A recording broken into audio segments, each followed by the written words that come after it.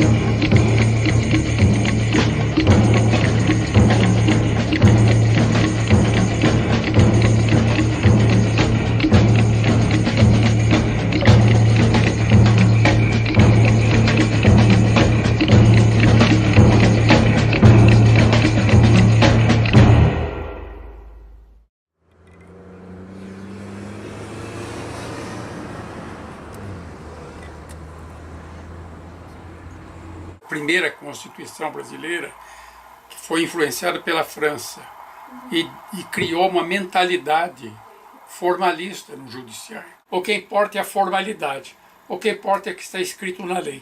Não importam os valores sociais, os valores éticos ou a evolução histórica, tudo isso ficou para trás. O poder judiciário, e aí inclusive os procuradores, eles têm que se ater a duas questões, aos fatos e à lei. É fundamental no Estado de Direito que a jurisprudência, que os antecedentes, os precedentes, tenham uma certa coerência para orientar o cidadão, para orientar os políticos. Porque no Estado de Direito a gente precisa de ter critérios normativos, critérios legais e constitucionais que estabilizem nossa orientação no dia a dia. Se os tribunais não devem ser fixos, os julgamentos devem ser a tal ponto que nunca sejam mais do que um texto preciso da lei. Se fosse uma opinião particular do juiz, viveríamos em sociedade sem saber precisamente os compromissos que ali assumimos. Se estabeleceu isso, que haveria um poder executivo e um legislativo, mas não um poder judiciário, uma autoridade judiciária. E isto marcou a mentalidade do juiz e o desempenho do juiz, que sempre se disse isso, que o papel do juiz é garantir a aplicação da lei, mas várias vezes que se discutiu, se cogitou do juiz como intérprete, levando em conta valores éticos e outros valores, houve reações indignadas. O juiz não tem que interpretar nada, ele é um cumpridor disciplinado do texto da lei. O judiciário ele está contaminado politicamente como um todo e o juiz Moro é a maior expressão dessa contaminação. Esse que é o fato. Te dou um exemplo, já que você me contestou. Por exemplo, a condução coercitiva. A lei prevê exatamente o contrário. Então, há uma criação de lei em cima dos fatos, violando a lei e a Constituição, e a criação da lei em movimento. Quer dizer, eles não tinham uma lei fixa, mas faziam do próprio movimento a lei, que é o que o juiz Moro e os procuradores fazem, e nesse sentido nós criamos um estado de exceção permanente. E esse, a rigor, não é um problema apenas brasileiro, é um problema que eu acho que ele é mais generalizado. Os países passaram por um processo parecido, como foi a Itália, que fez a Operação Mãos Limpas, que destruiu os 4 principais partidos e gerou mais de 1000 processos, se não me engano. O resultado principal disso foi de que surgiu uma pessoa que não era da política, né? E a pessoa que não era da política, que é o Berlusconi, era uma outra dinâmica que atrasou muito mais a Itália.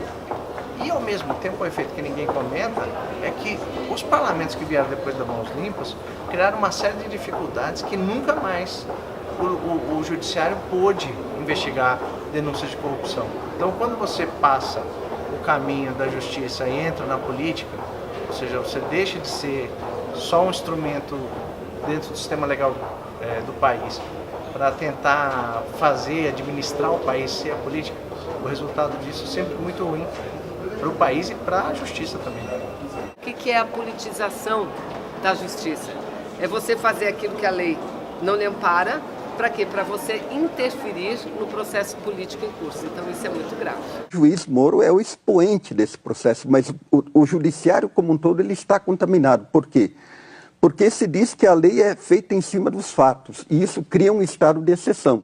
Eu penso que no caso de Sérgio Moro, havia uma certa demanda social para o combate à corrupção sistêmica, tudo isso. Então, quando ele surge e se propõe publicamente a ser um juiz que vai combater certos desvios, isso leva a grande empolgação do público, a imprensa também amplia o significado disso e, evidentemente, nesse contexto ele ganhou muita notoriedade. A sociedade anseia por justiça. A sociedade quer punir as pessoas que cometem crimes. As pessoas são justiceiras? Não sei.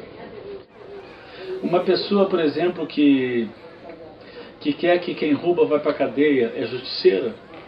Uma pessoa que quer que pela primeira vez na história do país políticos vão para a cadeia, essa pessoa é justiceira? Será mesmo que a mídia é justiceira ou ela é reflexo de um anseio da sociedade? E não é um reflexo de uma parte da sociedade, é o reflexo da maioria da sociedade. Vocês aqui podem ter o orgulho de dizer: eu ajudei a mudar a história desse país. Ora, evidentemente, essa notoriedade dele, em algum momento, talvez exatamente por excesso de notoriedade, de importância social, ele vai perdendo os contornos de atuar como um juiz. Então, ele vai passando além disso, exatamente porque ele vai encontrando um amplo apoio da mídia e apoio social, de tal maneira que ele perde a própria noção dos seus limites como juiz, entendeu? Que o nosso país ele é organizado na base da independência dos poderes, mas num relacionamento harmônico. Então a gente tem que prezar muito, até para que a democracia siga sendo efetivamente uma democracia, nós temos que prezar muito por esse aspecto constitucional, que é a independência dos poderes, porém com uma harmonização de atuação entre eles. Aí eu me refiro ao poder executivo, ao poder legislativo e ao poder judiciário. Quando se proclamou a República, foi feita uma nova Constituição, já sob influência do modelo dos Estados Unidos, modelo norte-americano. E um ponto fundamental do modelo norte-americano é a separação dos poderes, dos três poderes, mas dando ao judiciário a condição de poder do Estado. Então o Estado tem três poderes: legislativo, executivo e judiciário. O judiciário é um poder do Estado. Ninguém está acima da lei. Não está acima da lei a presidente da República ou o presidente da República, mas também não está acima da lei o ministro do Supremo Tribunal Federal. Porque senão parece que se tiver no poder judiciário, nada alcança. A gente tem ainda um pouco esse mito com o poder judiciário, né? Não, legislativo, temos que mexer, executivo, né? Agora o judiciário é como se fosse intocável. Essa questão de superestimar o judiciário prejudica o próprio princípio da separação de poderes. Ela é negativo não só para o processo democrático, como também para o funcionamento, a eficiência do executivo. Os procuradores também têm suas razões. No entanto, eu acho que eles estão colocando os pés pelas mãos. Por quê? Em primeiro lugar, eles não podem ser juízes morais da nação. Eles têm que se ater aos fatos. E do meu ponto de vista, isso é uma politização indevida, que vai estimular um processo de radicalização política do país e vai transbordar para as ruas. Né? Porque o juiz é como se fosse assim o top da moralidade, né? Nós podemos até dizer que já se começa a formar um governo de juízes, autoritário, ilegal, inconstitucional. Juízes como Sérgio Moro, como Joaquim Barbosa, e não só juízes, mas também membros do Ministério Público, que se colocam como arautos da moralidade e como aqueles que vão sanear a política no Brasil. Por fim, politiza o judiciário. Politizar o judiciário é um grande perigo. Já se dizia que a pior ditadura é dos juízes, então, porque aí eles ficam numa situação privilegiada, com todas as garantias. Então, nesse sentido, eu acho que tem práticas que estão sendo excessivas. If the ministers of the Supreme Court are politicized and their decisions and their actions are based on politics and not on the basis of rule of law, it's a very big threat to democracy. There's two kinds of threat. If the ministers watch that democracy is being toppled and they keep quiet, that's a big threat. And also if they become hyperactive, I think that's also happening in Brazil. We are seeing what is called judicial overreach or judicial activism, when the judiciary try to blame the whole political class as being corrupt or being inefficient and try to run the country. They are not trained for that. It's not their job. I think what we are witnessing in Brazil, both the things are happening. They're not able to stop the wrong practices, and also there's a very, very serious case of judicial overreach in Brazil. Mais recentemente, e isso foi a coisa de em torno de 30 anos para cá, surgiu nos Estados Unidos uma corrente muito dinâmica do judiciário que ficou identificada como dos ativistas judiciais, o ativismo judiciário. E o ativismo era exatamente isso, essa recusa da posição meramente formalista. Quer dizer, vamos buscar a realização da justiça e levando em conta os valores fundamentais, valores éticos, valores jurídicos, e isso acabou influindo sobre o Brasil. Com certeza, nós somos seres políticos, nós vivemos em comunidade, nós vivemos em sociedade, nós sofremos influências do espaço que a gente ocupa, das pessoas que a gente convive. E é óbvio que as pessoas elas têm preferências também. A isenção total, a gente acredita que é muito difícil, porque quando você vai julgar, você julga com os seus conceitos, com os seus valores, né? Até as próprias leis. As leis, elas são criadas de acordo com os costumes das pessoas. Até as leis, elas se modificam. A ideia do judiciário, que ele é claro que é um poder político do Estado, mas ele não pode estar envolvido em política partidária, tudo isso. Muitas vezes nós observamos uma certa parcialidade do judiciário nesse contexto, né? O Estado aparece como a realização do interesse geral, mas, na realidade, ele é a forma pela qual os interesses da parte mais forte e poderosa da sociedade ganham a aparência de interesse de toda a sociedade. O Estado não é um poder distinto da sociedade, que a ordena e regula para o interesse geral definido por ele próprio. Ele é a preservação dos interesses particulares da classe que domina a sociedade. On one hand, I think it is very good that the judiciary is taking action against corruption. I think all kinds of corruption has to be tackled. You're right, I mean, 10 years ago, 15 years ago, no one could have imagined that a Brazilian billionaire would ever go to jail.